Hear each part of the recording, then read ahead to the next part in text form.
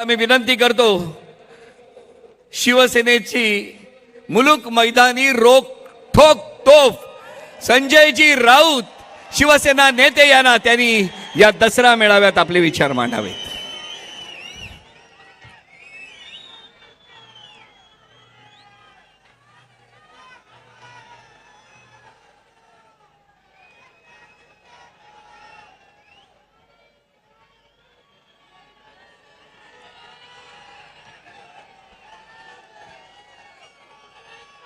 हिंदू हृदय सम्राट शिवसेना प्रमुख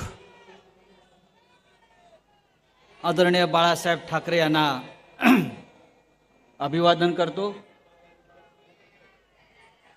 रश्मीवहिनी आलेल्या आहेत, त्यांनाही जय महाराष्ट्र. व्यासपीठावरील सर्व शिवसेनेचे नेते, उपनेते, आमदार,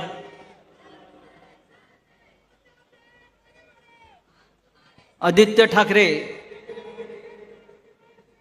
आपण शिवतीर्थावरच्या दसरा मेळाव्यात पहिलं भाषण केलं. शिवसेनेच्या नव्या पर्वाची ही सुरुवात असं मी मानतो.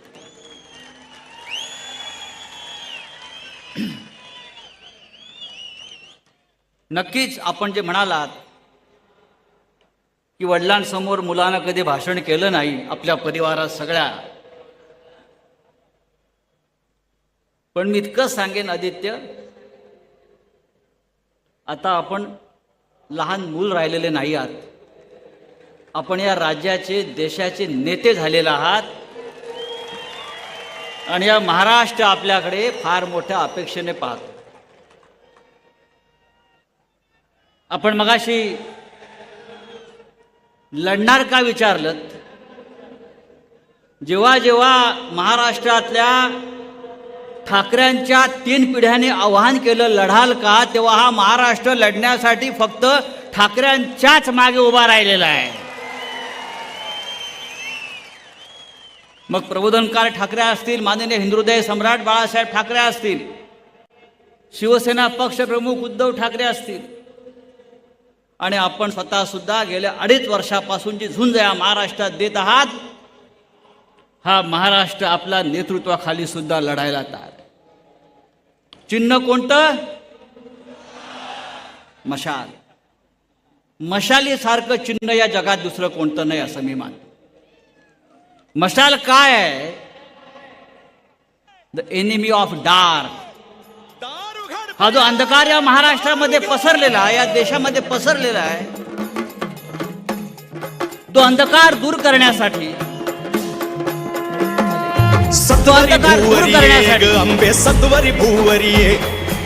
माननीय उद्धव साहेबांचं आगमन झालेलं आहे. आदिमाये तू ये, आदिशक्ती तू ये, आदिमाये तू ये, आदिशक्ती तू ये, असुरांचा संहार कराया मशाल हाती दे. सत्वरी भूवरी ये ग अंबे, सत्वरी भूवरी ये, सत्वरी भूवरी ये ग अंबे, सत्वरी भूवरी ये.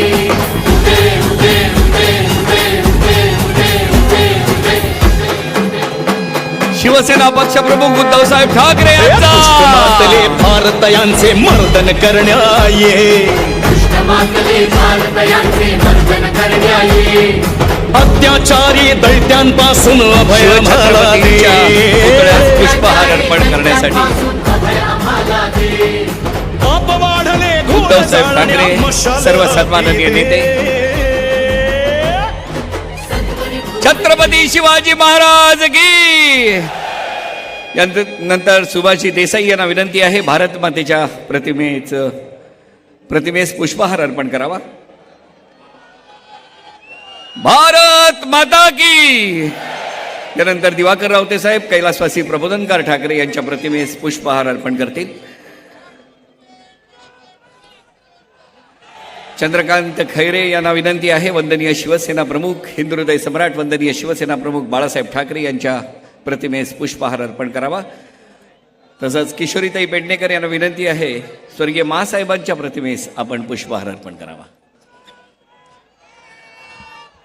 यानंतर परंपरेनुसार शस्त्रपूजन आणि सोने वाटप. शस्त्राची पूजा सर्व सन्माननीय नेते आपल्या सर्वांच्या साक्षीने या शिवतीर्थावर, या व्यासपीठावर संपन्न होत आहे. या ठिकाणी आपल्या सोबत रश्मी वहिनी तसेच तेजसजी ठाकरे हे सुद्धा या शिवतीर्थावरती आज उपस्थित आहेत. शस्त्रपूजन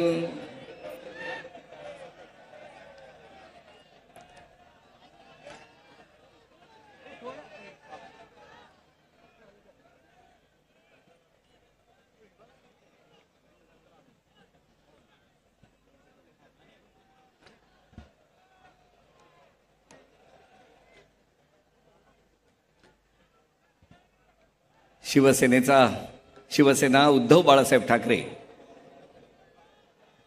पक्षाचा हा आपला दसरा मेळावा. यानंतर मी विनंती करतो संजयजी राऊत साहेबांना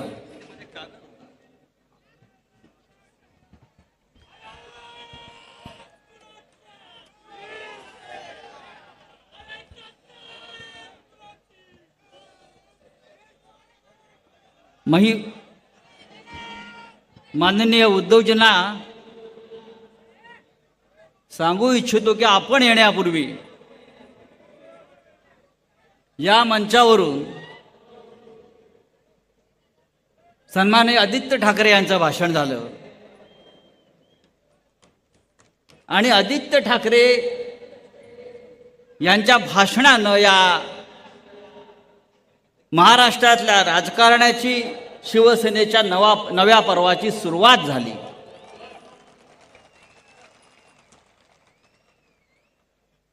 आपली निशाणी मशाल आहे. आता शस्त्रपूजा झाली.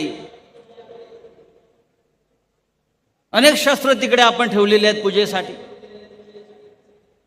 या देशामध्ये अनेक शस्त्र आहेत. सकाळी सुद्धा नागपूरला शस्त्रपूजा झाली. पण आमच्या शस्त्रामध्ये आता एक नवीन शस्त्र आलेलं आहे. ते शस्त्र म्हणजे मशाल. या मशालीला सुद्धा यापुढे शस्त्राचा दर्जा द्यावा लागेल अशा प्रकारचं हे शस्त्र आमच्या हाती आलेलं आहे.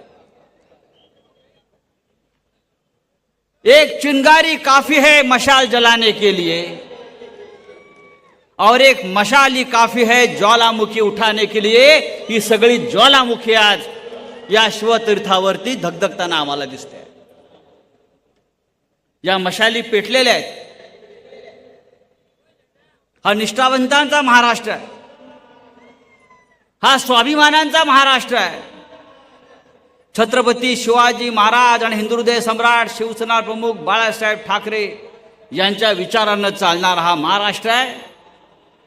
आणि त्याच निष्ठावंतांचा हा विराट असा दसरा मेळावा या क्षणी अख्खा देश अनुभवतो आहे. 2 दिवसापूर्वी या देशाचे सुपुत्र रतन टाटा यांचं निधन झालं. उद्योगपती गेल्यावर देश हळहळत नाही, कारण उद्योगपती आपला वाटत नाही लोकांना, मध्यमवर्गीयांना.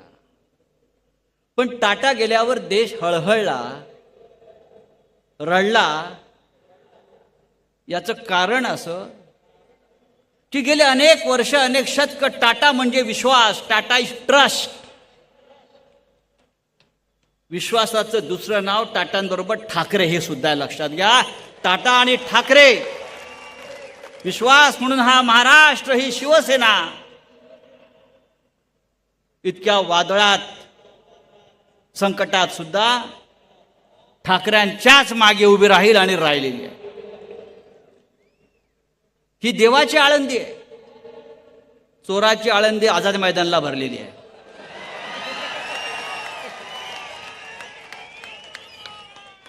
ही देवाची आळंदी आहे. आणि चोराच्या आळंदीचा मेळावा हा तिकडे आझाद मैदानावर भरलेला आहे.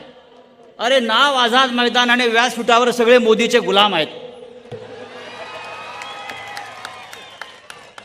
त्या आझाद मैदानाची तरी थोडी लाज राखा, नावाची लाज राखा. गुलामांचा मेळावा आणि आझाद मैदानावर.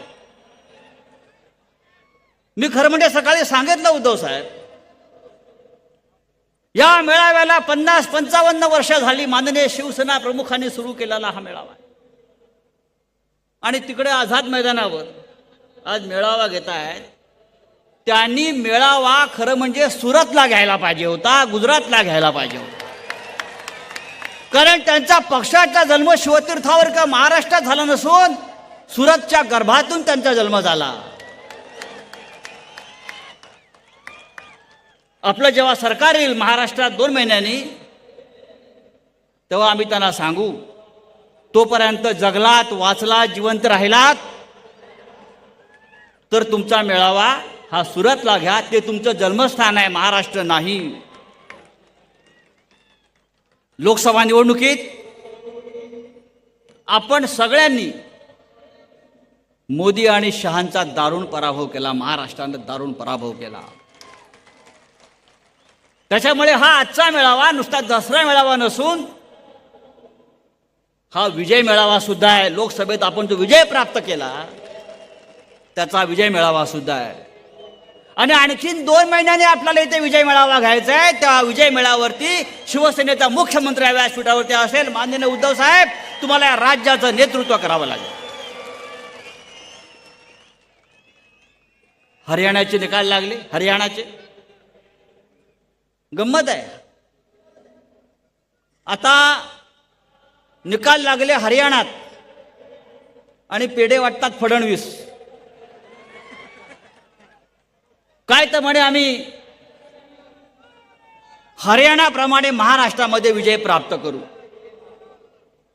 छाती फुगवून इकडे चालतायत. निवडणुका होऊ द्या, तुमच्या छातीची हवा टाचणी मारून कमी करू. हरियाणाचे निकाल फार इंटरेस्टिंग आहेत, आपण समजून घेतले पाहिजे. सकाळी 10 वाजेपर्यंत काँग्रेस पक्ष आघाडीवर होता. सकाळी 10 वाजेपर्यंत काँग्रेसला 72 जागा आणि 12 वाजता भारतीय जनता पक्षानं सरकार बनवलं. हा चमत्कार कसा झाला? जो काँग्रेस पक्ष सकाळी 10:30 वाजेपर्यंत 72 जागांवरती आघाडीवर आहे आणि 12 वाजता भारतीय जनता पक्ष सरकार बनवतो आहे. भारतीय जनता पक्षाला 39.9 एवढी मतं मिळाली टक्के. समजून घ्या, 39 आणि काँग्रेस पक्षाला 39.3. फक्त 6% फरक आहे, फक्त 6%. लक्षात घ्या.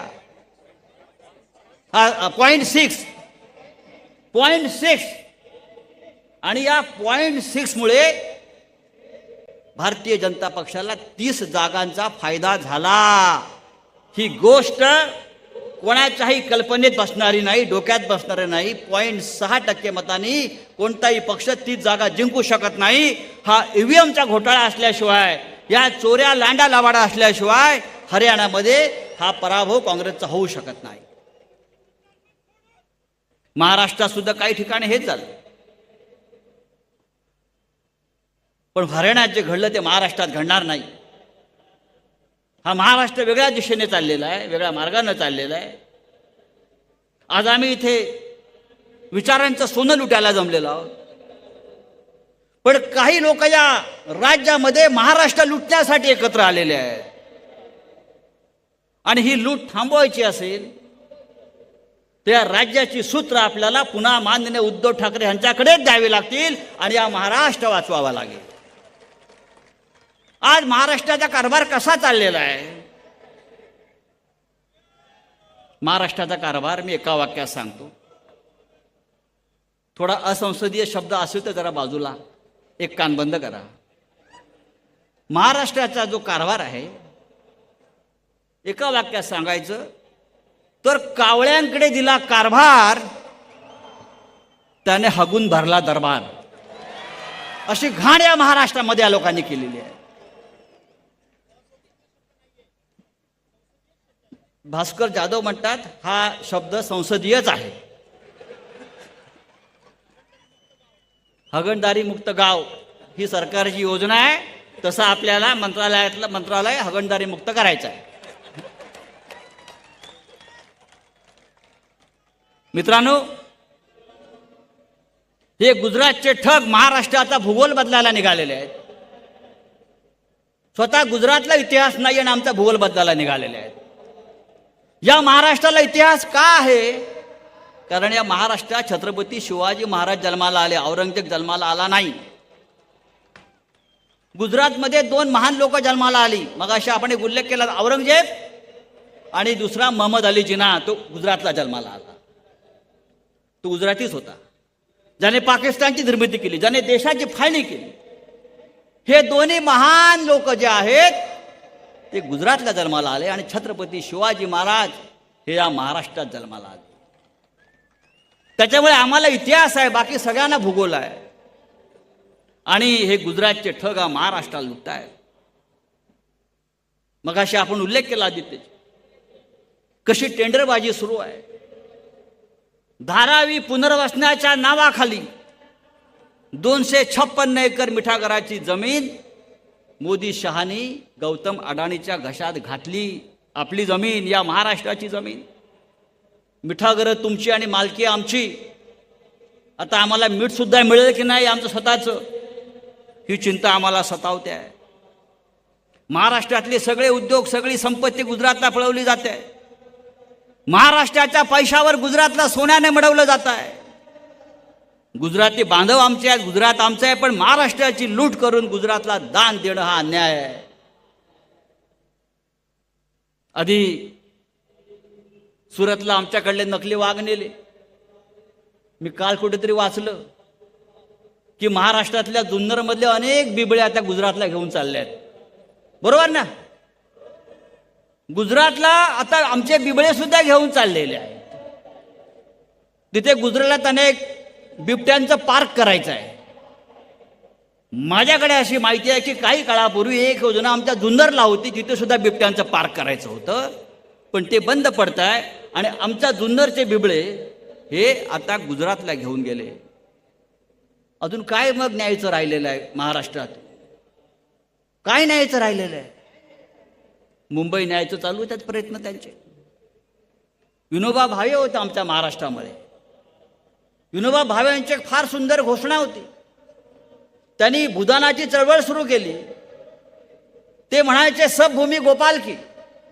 ही सगळी भूमी, ही सगळी जमीन जी आहे ही परमेश्वराची आहे, गोपाळाची आहे, शेतकऱ्यांची आहे. पण आज नरेंद्र मोदींनी सांगितलं, सब भूमी गौतम अडाणी की. नरेंद्र मोदींनी नवीन भूदान यज्ञ सुरू केला, अमित शहाने नवीन भूदान यज्ञ सुरू केला. या महाराष्ट्राची सगळी भूमी गौतम अडाणीची. या महाराष्ट्रातली सगळी भूमी भ्रष्टाचारांची, एजंटाची, दलालांची.